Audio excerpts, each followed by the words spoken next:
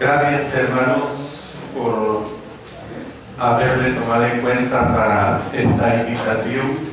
Agradezco a nuestro hermano Carlos y a nuestro hermano Héctor que pensaron en su servidor. Es realmente muy grato el estar aquí con ustedes en la inauguración de este nuevo local después de un año. Y el mensaje que ustedes van a oír dice mucho más de lo que yo pueda expresar en estas palabras introductorias de agradecimiento. Yo les voy a pedir que mantengan sus Biblias abiertas en el Evangelio de Mateo, capítulo 10. Ahí, en ese capítulo 10, vamos a versar nuestro mensaje de dedicación de este lugar tan hermoso, Concepción de Jataco, que precisamente nuestra misión para este pueblo y para muchos es presentar el Evangelio de Salvación. El énfasis del libro de Mateo es sobre el rey y sobre su reino. Y es precisamente de ese rey y de ese reino que quiero hablarles. Al hacer un poco de historia en el capítulo anterior, el capítulo 9, el rey Jesús tuvo una necesidad. O sea, había estado recorriendo todas las ciudades y todas las aldeas de esa región, enseñando en las sinagogas de ellos y predicando el Evangelio del Reino, y por supuesto también sanando toda enfermedad y toda dolencia. Pues una de las misiones primordiales que él desarrolló es que él se compadecía de los enfermos, se compadecía de los endemoniados, se compadecía de cuanta persona estaba en necesidad.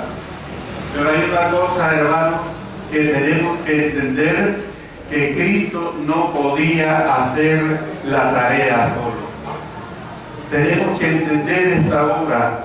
Él necesitaba ayuda para propagar las nuevas, para lo cual escogió a 12 emisarios especiales. Y ustedes pueden notar que al principio de este capítulo, allí se nombra a estos 12 apóstoles que él escogió.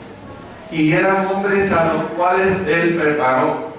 Eran hombres a los cuales él instruyó para que desarrollaran su labor. Instrucciones que en su mayoría se relacionaban con ese recorrido especial y sobre todo con esa misión especial que ellos iban a emprender.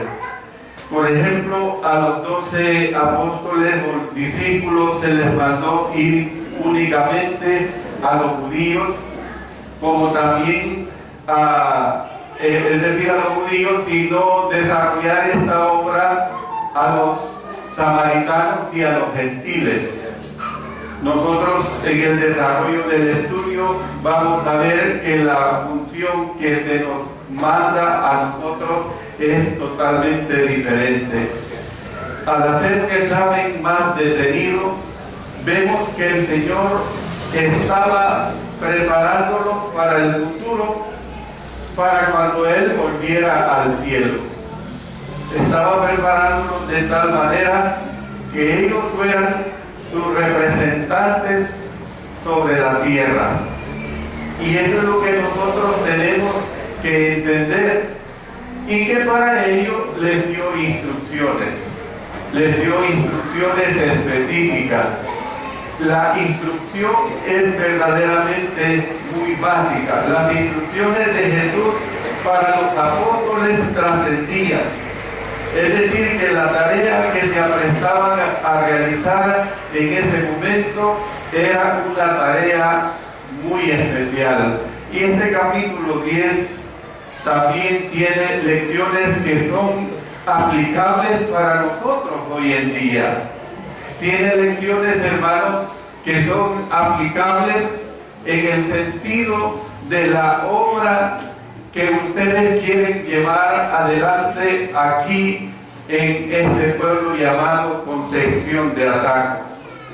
Ustedes se dan cuenta que hoy para la nación es un día especial en el sentido de que es día de elecciones presidenciales. Y no podemos nosotros quitar y hacer a un lado estos acontecimientos de nación. Son una realidad a los cuales nosotros tenemos que enfrentarnos y tenemos que participar como ciudadanos. Pero yo les felicito a ustedes, como lo hago continuamente con la iglesia en Quesaltepeque y en cualquier lugar, que ustedes han buscado el primer lugar. ¿Cuál es el primer lugar? El primer lugar de adorar a nuestro Señor en espíritu y en verdad. Por la tarde ya habrá tiempo. Cuando el hermano Héctor me giró esta invitación, yo le decía, bueno, es día de elecciones. ¿A qué hora se va a terminar? Me decía más o menos como a las 11, 11:30. Bueno, me queda tiempo de ir a votar. Gracias a Dios. Hermanos, quiero que hablemos de los embajadores del pasado. Comencemos con los embajadores del pasado, los que una vez fueron embajadores especiales de nuestro Señor Jesucristo. A estos embajadores se les llamó apóstoles. Y ustedes saben que ser un apóstol es ser un mensajero. Ser un apóstol es ser un enviado de nuestro Señor. Y esta palabra muchas veces se usaba en aquellos tiempos en un sentido general para referirse a quien era enviado por el Señor. Pero como ya he señalado anteriormente, estos 12 hombres eran especiales.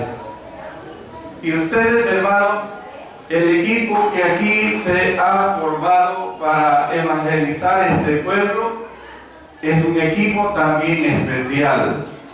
Cada cristiano, cada cristiana que ya es parte de la familia de Dios en este lugar, también es especial. Porque usted, de la manera más sencilla, usted puede contribuir a que esta familia de Dios se engrandezca en este lugar. Bueno, de estos embajadores especiales se da, como decía, una lista. Y al leer esta lista hay dos verdades que nos llaman la atención. La primera de ellas es que desde el punto de vista del mundo eran hombres corrientes. Hombres corrientes, no tenían un estatus social elevado, no tenían una preparación elevada, no tenían talentos en una forma singular.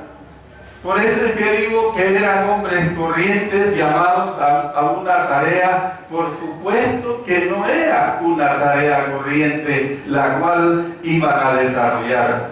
Y es que hay una cosa, hermanos, que tenemos que entender, que el Señor puede usar a quien quiera y a todos los que Él quiera. Esa es la realidad que nosotros entendemos. Yo en mis 46 años de cristianismo me quedo sorprendido ya en más de 4 décadas y casi completando las 5 décadas de hermanos que los he visto evolucionar positivamente, de hermanas que les he visto evolucionar positivamente en las cosas del reino de nuestro Señor. Pero la segunda razón que vemos en este grupo que el Señor escogió es que desde cualquier punto de vista que se mire, constituían una extraña mezcla de personalidades. Bueno, ahí tenemos a Mateo, por ejemplo, que había sido recaudador de impuestos para los romanos y que trabajaba precisamente para el imperio romano. trabajaba al lado de Simón el cananista o el celote. Y los celotes en aquel tiempo eran los rebeldes de esa época. Los celotes fueron catalogados como una secta más en ese tiempo. Sin embargo, vemos a este hombre también que es parte de este grupo. Entonces, ¿qué es lo que vemos? Antes de conocer a Jesús, Simón le habría clavado una daga a Mateo, pero el Señor puede ayudarles a todas las personas a vivir en paz, y esto fue lo que hizo llamando a estos 12 hombres. En vista de estos que eran embajadores especiales, no deberíamos esperar que la totalidad que se nos presenta aquí en Mateo capítulo 10 se aplique a nosotros. Hermanos, el capítulo trata varios aspectos exclusivos de estos hombres y de la obra de ellos. Bueno, ¿cuáles eran las credenciales especiales de ellos? A través de escudriñar la palabra de Dios, sabemos que para escogerlos tenían que haber sido hombres que anduvieran compartiendo el ministerio de nuestro Señor. En la primera vez que Jesús compartía sus poderes milagrosos, nosotros vemos cómo es que Él los iba apartando poco a poco. Y cuando Dios comisionaba a alguien, tenemos que entender esta situación, que nuestro Dios, cuando comisiona a alguien para una tarea, no le deja solo. Nuestro Dios, cuando comisiona a alguien para una función dentro de su reino, le da las armas espirituales necesarias para que pueda trabajar. A nosotros no se nos han dado los mismos poderes que estos hombres recibieron, porque ellos recibieron poderes sobrenaturales, poderes de sanidad, poderes de hablar lenguas extrañas. A nosotros ya hoy en día no se nos dan esos poderes, pero hermanos y hermanas, tenemos que entender que el principio es el mismo. ¿Cuál es ese principio que es el mismo? Que el Señor nos dará lo que necesitamos para llevar a cabo la comisión que Él nos ha encargado. Y eso es lo que hay que comprender acá a todos ustedes que están en esta bella faena de evangelizar a este pueblo. No nos centremos, hermanos, en cuestiones tradicionalistas. Si el tradicionalismo es algo que con el poder de la palabra de nuestro Dios puede ser hecho totalmente a un lado. Centrémonos, hermanos, en las armas que tenemos a través de las páginas novotestamentarias. Entonces tenemos que ver que la comisión que se les encargó fue una comisión especial. A los apóstoles se les encargó una comisión especial, a la cual generalmente le llamamos una comisión limitada. ¿Por qué decimos que era una comisión limitada? Bueno, era limitada en cuanto al ámbito que abarcaría. Ya lo hemos hecho notar que ellos habían de ir a los judíos únicamente. El Señor les especificó que no tenían que ir a los gentiles ni a los samaritanos. Ahora no tenemos que confundir esta declaración que el Señor les pidió, porque tenemos que entender que en medio de esto estaba la sabiduría de Dios. Que el Evangelio se iba a quedar solamente para los judíos, no. Ustedes pueden remontar al libro de los Hechos, especialmente del capítulo 23 en adelante, donde nosotros vemos que esta misión fue dada también para todas las naciones del mundo y específicamente para las naciones gentiles. Y es así, de esa manera, que nosotros alcanzamos esta bendición. Es así, de esta manera, que el pueblo de Concepción de Ataco ha alcanzado también esta bendición. También es en cuanto a nuestra misión que nosotros desarrollamos, hermanos y hermanas, es una función completamente ilimitada. A ellos se les limitó, a nosotros no se nos limita. Hemos de predicar la totalidad del Evangelio a todos los hombres, a todos los hombres, a todas las naciones.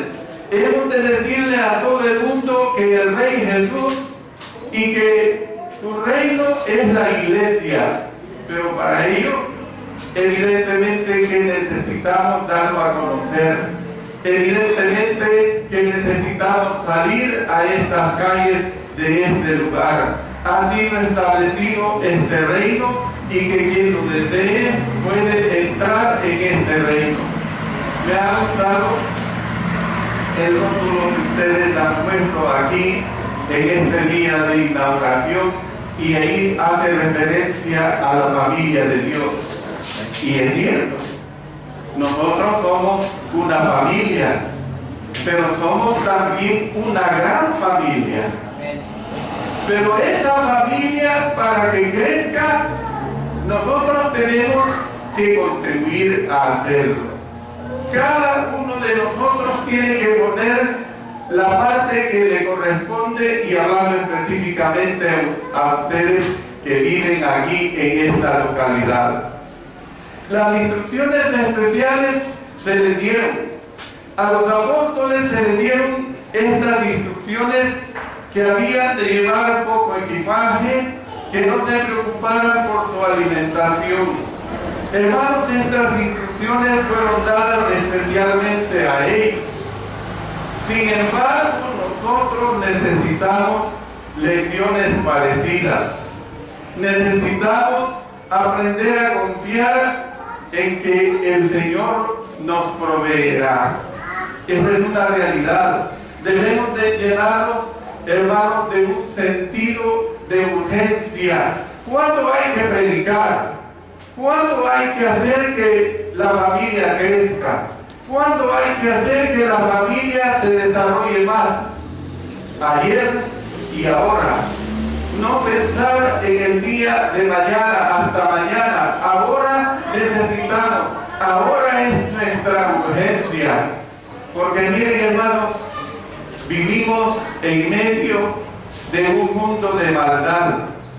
Vivimos en medio de un mundo que necesita la predicación del mensaje divino. No pensemos, hermanos, que ahora los tiempos son más perversos que los tiempos pasados.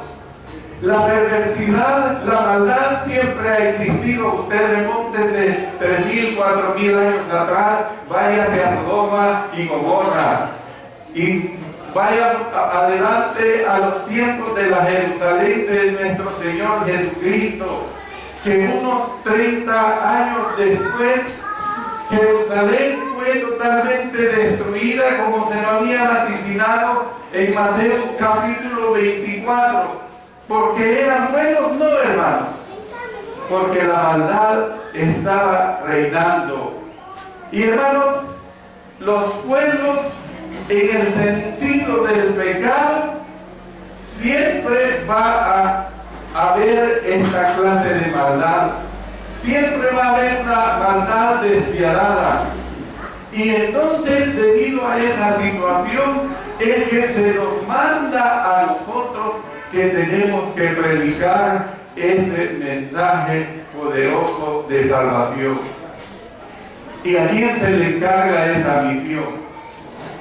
Se le encarga a la Cruz Roja, se le encarga al Club Rotario, se le encarga a las instituciones de seguridad, se le encarga a las organizaciones femeniles, se le encarga a cualquier tipo de organización que hay aquí en esta tierra. No. Esa misión está encargada específica y directamente para la familia de Dios, para el cuerpo de nuestro Señor Jesucristo, para su iglesia. Entonces, nosotros necesitamos hacer uso de sabiduría y de discernimiento al tomar decisiones que son relacionadas con la obra de nuestro Señor. El hermano Héctor y el hermano Carlos me han informado, y lo podemos ver, que hoy es el día de inauguración, y todos lo sabemos, de este nuevo y bonito local. Hace creo que no pasa de 2 meses, incidentalmente vinimos con mi esposa a este pueblo y conocimos el primer lugar donde se congregaban. Este es mucho que mejor, que es el primer lugar en cuanto a amplitud. Pero miren, hermano, ya no cabe. Me decía el hermano Carlos, hoy ha venido toda la congregación. Entonces, ¿qué es el mensaje que ustedes están recibiendo? Que necesitan un mejor local más amplio que este.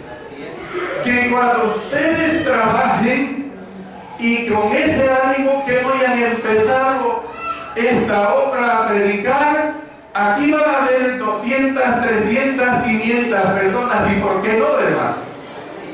Porque no, lamentablemente esta ha sido una de las fallas de las iglesias de Cristo en El Salvador, que pensamos con los 50 o 100 hermanos que ya nos reunimos y ahí nos estancamos. ¿Por qué no pensar que aquí en Concepción de Ataco habrá un edificio para 500 o 1000 personas? ¿Por qué no, hermanos? ¿Por qué no presentarle la batalla a Satanás así, de esta manera? Aquí hay el elemento que necesitamos. ¿Cuál elemento? Las personas, hermanos. Hay habitantes y esas personas necesitan que se les presente el evangelio puro de salvación. Amén. El ánimo especial que recibieron este grupo de hombres fue verdaderamente enorme, hermanos. A los apóstoles se les animó también de modo especial. Se les animó cuando se les dijo que si eran entregados a las autoridades, el Espíritu Santo les daría que decir. Nosotros, por el contrario, hermanos, tenemos que estudiar. Tenemos que estudiar. Tenemos que abrir nuestras Biblias y estudiarla, es decir, retener la palabra, meterla aquí en nuestra mente, pero también en nuestro corazón, de tal manera que el Espíritu Santo, le pidamos a nuestro Señor que el Espíritu Santo nos guíe a entender esa palabra para poder presentar defensa. Dice el apóstol Pedro en su primera carta, en el capítulo 3 y el versículo 15, de la siguiente manera: sino santificad al Señor en vuestros corazones y estad siempre preparados para presentar defensa con mansedumbre y reverencia ante todo el que os demande razón de la esperanza que hay en vosotros. Es una realidad que está en nuestras vidas. También a este grupo de hombres se les animó con la seguridad que les dio el Señor Jesucristo, en el sentido de que como embajadores especiales suyos, era a Él a quien representaban. ¿Sabe que desde hace siglos, hermanos, hay un hombre que se nombra ser el representante de Cristo aquí en la tierra? ¿Error? ¿Sabe usted que cada cristiano, cada cristiana aquí en esta tierra es un representante de Cristo en esta tierra? Porque usted es un embajador de Cristo, porque usted es una embajadora de Cristo. ¿Qué es lo que hace un embajador, hermano? ¿Cuál es la función de un embajador? Bueno, un embajador habla por un representante, por uno a quien representa, mejor dicho. Y entonces nosotros hablamos en representación de nuestro Señor Jesucristo. Hermanos, nosotros pues debemos considerarnos aquí de esta manera, pues, como los embajadores de hoy. Los embajadores de hoy. También, hermanos, hay lecciones para nosotros en este capítulo. Así que centrémonos ahora en estos embajadores de hoy, los embajadores de todos los días que tiene Jesús. Nosotros somos embajadores en el sentido especial que los apóstoles no fueron, pero todavía representamos al Señor sobre la tierra hoy en día, hermanos. Miren lo que dice la palabra de Dios a través del apóstol Pablo. Dice en 2 Corintios capítulo 5, en los versos 17 hasta el 20. De modo que si alguno está en Cristo, nueva criatura es. Las cosas viejas pasaron, y aquí todas son hechas nuevas. Y todo esto proviene de Dios, quien nos reconcilió consigo mismo por Cristo, y nos dio el ministerio de la reconciliación, que Dios estaba en Cristo reconciliando consigo al mundo, no tomándoles en cuenta a los hombres sus pecados. Y noten lo que dice acá: y nos encargó a nosotros la palabra de la reconciliación. Así que somos embajadores en nombre de Cristo, como si Dios rogase por medio de nosotros. Os rogamos en nombre de Cristo, reconciliados con Dios. Yo no lo digo, lo dice el apóstol Pablo inspiradamente. Claramente dice que nosotros somos embajadores de Cristo. ¿Por qué no vernos así, de esta manera, hermanos y hermanas? Tenemos que entender esta realidad que nos presenta la palabra de Dios. El problema que sucede muchas veces, hermanos, es que leemos en diversas ocasiones la Sagrada Escritura y pareciera que aquello que estamos leyendo, lo estamos leyendo en una forma utópica. ¿Qué es lo utópico? Lo utópico es lo que lo estamos viendo y sintiendo como que si fuera un sueño. Casi todas las noches tenemos sueños buenos, sueños malos, y especialmente cuando tenemos sueños malos, damos gracias a Dios cuando despertamos, porque nos damos cuenta de que era nada más un sueño. Pues, hermanos, no tengamos esa actitud en relación a la palabra de nuestro Dios, de verla como una utopía, sino que tenemos que verla con esa realidad. Ella nos dice que nosotros somos embajadores en nombre de nuestro Señor Jesucristo, y así debemos de comportarnos como tales. Miren, si ustedes depositan su confianza y el crecimiento de la iglesia en este lugar solamente a esos 3 matrimonios o 7 hermanos que Dios ha puesto para que el reino crezca en este lugar, están ya perdidos. El crecimiento va a venir de todos ustedes.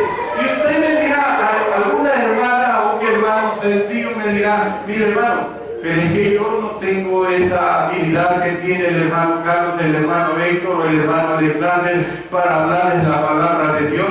Yo no le puedo presentar el evangelio de salvación. Es cierto, se puede entender esa situación, pero usted a ese amigo, a esa amiga, a ese vecino, a ese compañero de trabajo, se los puede traer, los puede conectar con estos hombres que el Señor ha llamado para que presenten el evangelio de salvación en una forma bien trazada. Usted no puede ser de esa manera. Hay familias dentro de la iglesia que son verdaderamente admirables, donde desde el matrimonio y sus hijos y sus esposas y sus hijos de los hijos son miembros de la iglesia. ¿Por qué? Porque en la sencillez que han aprendido de la palabra de Dios, la han aprendido a transmitir o a presentar a un hermano con capacidad para que pueda convertirles a Cristo Jesús. Las palabras de Pablo se referían primordialmente a su propio ministerio, pero todo cristiano tiene la responsabilidad, hermanos y hermanas, de reconciliar a los hombres con Dios, y de que cuando hacemos esto es en nombre de Cristo que estamos hablando precisamente. Eso es lo que nosotros tenemos que entender. Son muchos los pasajes, hermanos, que recalcan que los cristianos fieles son representantes de Jesús sobre la tierra hoy en día. Usted es un representante de Jesús aquí en la tierra. ¿Y por qué no? Miren, el apóstol Pablo decía abiertamente, con toda su boca y corazón abierto, decía: sed imitadores de mí, así como yo soy de Cristo. Y hermanos, con esa misma convicción, yo les puedo decir, en el nombre de Alexander Castellanos, sed imitadores de mí, así como yo de Cristo. Y usted también debe sentirse así, de esa manera. Cada predicador, cada cristiano debe sentirse así, de esa manera. Pero claro, para que usted diga eso, debe hacer honor a esas palabras, debe hacer honor a esas declaraciones. Yo entiendo perfectamente que si usted anda en el pecado, no tendrá ninguna pizca de valor en expresar esa declaración del apóstol Pablo: sed imitadores de mí, así como yo soy de Cristo, o como en el caso del ejemplo en mi persona que les estoy poniendo. Hermanos, son muchos precisamente los pasajes que nos hablan de la palabra de Dios, en lo cual nosotros debemos de sentirnos verdaderamente como representantes de nuestro Señor aquí en la tierra. Pero hay un último aspecto, hermanos, que quiero tomar en cuenta, y es una vida que vivir. En los versos 28, 32 al 33, 37 al 39, ahí se nos habla precisamente de una vida que vivir. Ser embajadores de Cristo significa que debemos tener un estilo de vida especial. Y ese estilo de vida especial se requiere que haya fidelidad de parte nuestra. Recuerde que es al Rey a quien representamos. Usted no está representando a nuestro presidente de la nación, que no es ningún pecado, por supuesto, ni estoy hablando mal en relación al presidente de nuestra nación. Pero usted tiene que entender, hermanos, que representa a nuestro Señor Jesucristo, que no hay comparación con ningún rey de esta tierra, que no hay comparación con ningún presidente de este mundo.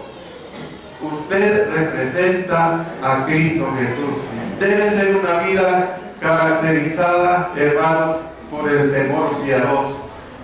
El temor piadoso, Jesús dijo: y no temáis a los que matan el cuerpo, mas el alma no puede matar.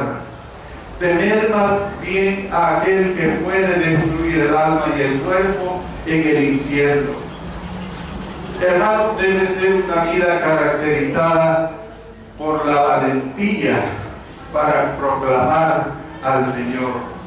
El Señor Jesucristo también dijo: a cualquiera pues que me confiese delante de los hombres, yo también le confesaré delante de mi Padre que está en los cielos.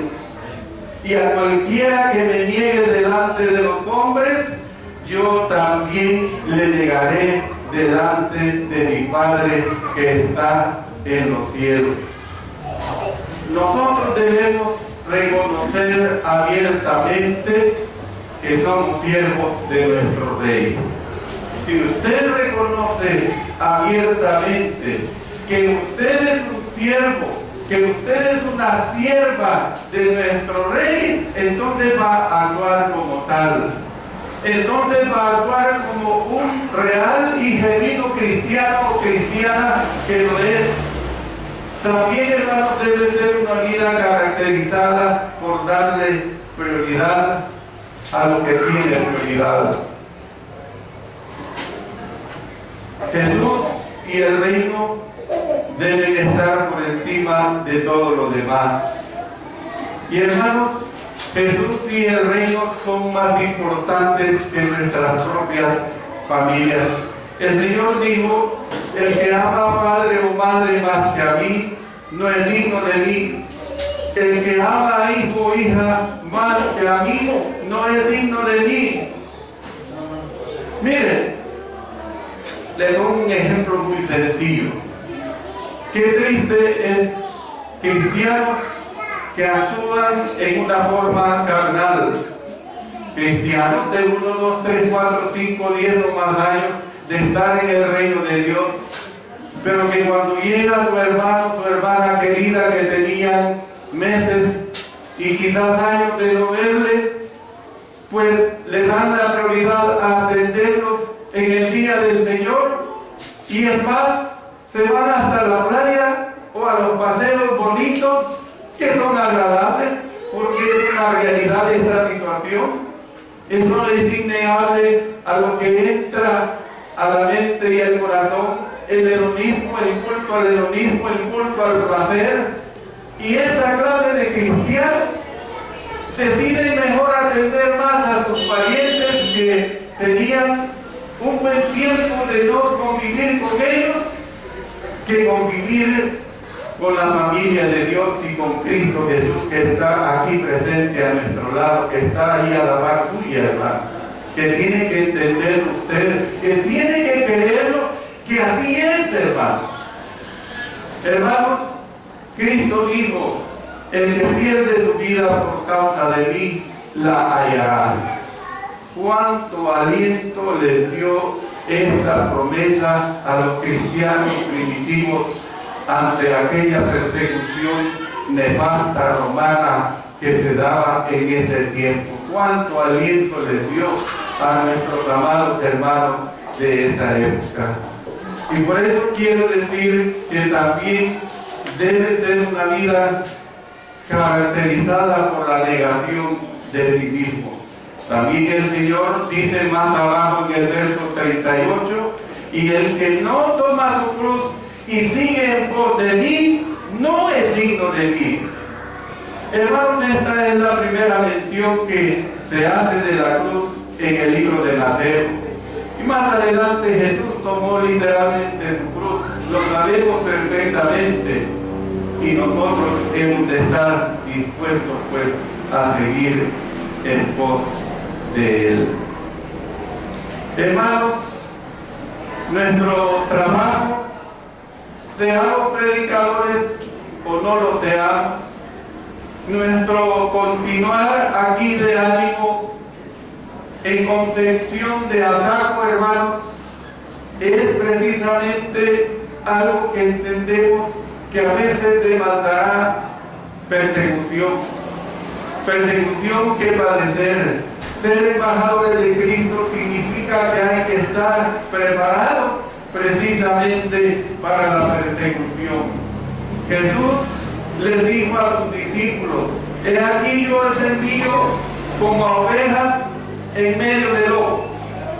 Puede que esto suene extraño, porque Cristo es el Rey de Reyes, hermanos, y sin embargo la historia de la humanidad es la historia de la rebelión contra la autoridad.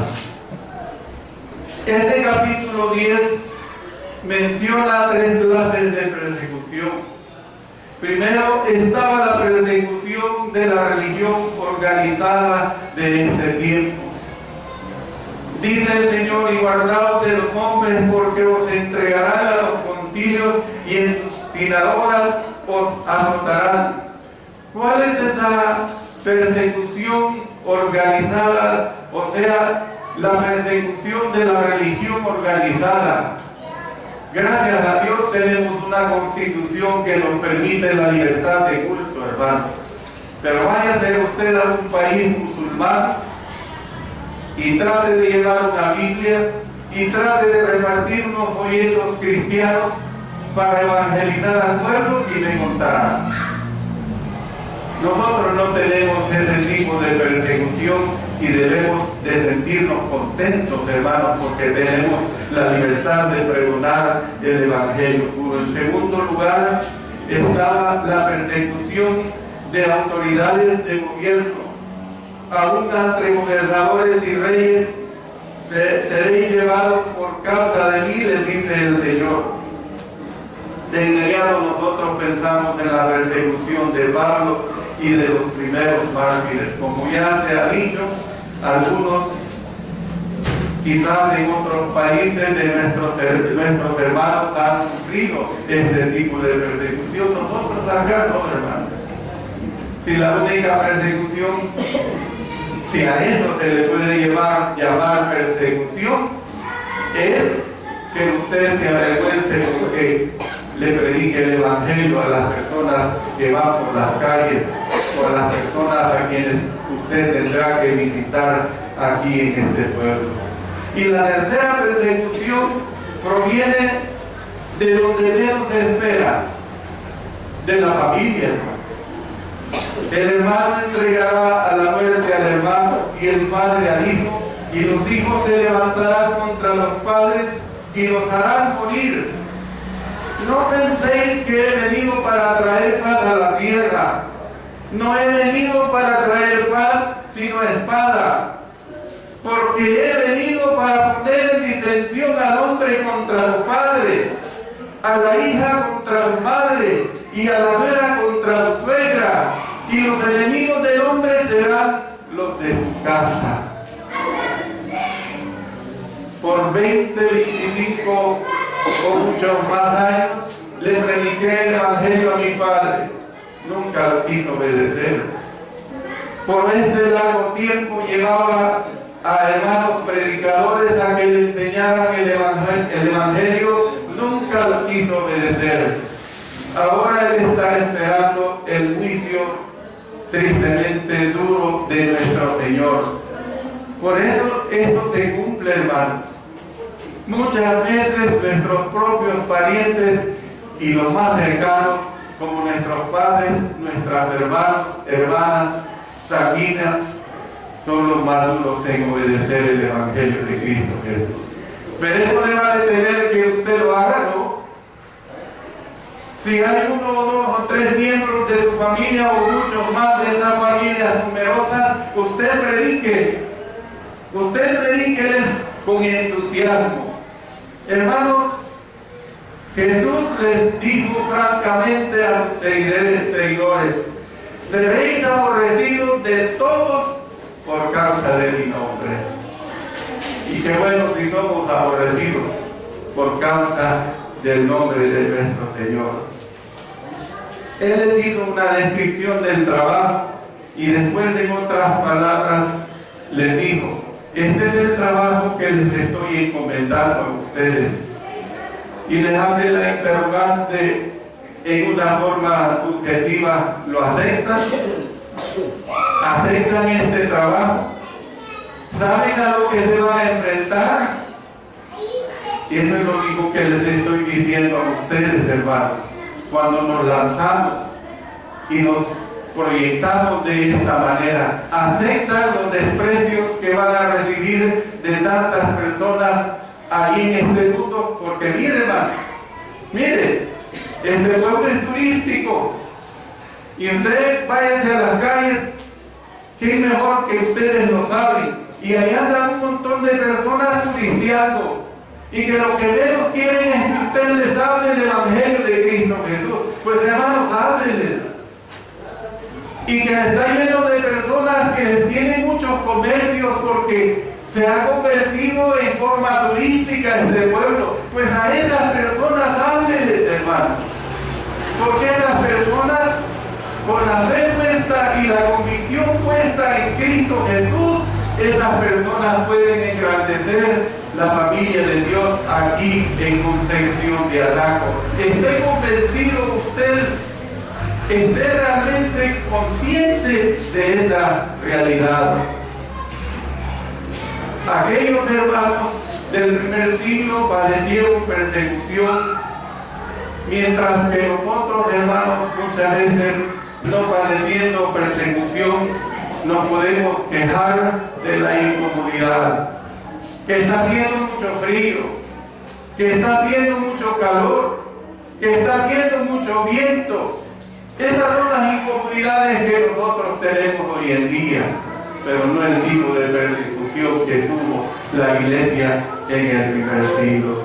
¿Debe Jesús, hermanos, llevar la cruz él solo? No. La cruz la debemos llevar todos juntamente con Él. Y esa es la realidad que nosotros tenemos que esperar. Termino pues diciendo, hermanos, hermanas,